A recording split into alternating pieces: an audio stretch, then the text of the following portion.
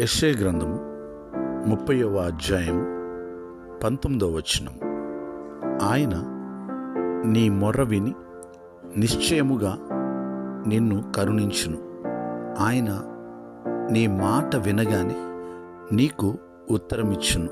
ప్రియులరా, దేవుని వాగ్దాన వాక్యము. ఆయన నీ ప్రార్థన వినే దేవుడు. అనేక పర్యాయములు నీ ప్రార్థన ఆలకించి జవాబు ఇచ్చి ఉన్నాడు. ఈ దినానికి కూడా ఆయన మారని దేవుడిగా ఉండి జవాబు ఇవ్వగలిగిన దేవుడు. నీ పట్ల కరుణను చూపించుచున్నాడు. ఆయన నీ మాట వినగానే నీకు ఉత్తరం ఇచ్చును. ప్రార్థన. సకల ఆశీర్వాదములకు కారణభూతుడా, మీ నామమునకే మహిమ చెల్లిస్తున్నాం. నీవు ప్రార్థన ఆలకించే దేవుడవు అయ్యా. అనేక పర్యాయములో మేము ప్రార్థించినప్పుడు మా ప్రార్థన ఆలకించి జవాబిచ్చిన దేవుడవు. మా ప్రార్థనను ఎన్నడూ కూడా తృణీకరించే దేవుడవు కాదయ్యా. మీకు వందనాలు, స్తోత్రాలు. మీరిచ్చిన ఈ వాగ్దాన వాక్కును బట్టి వందనాలు.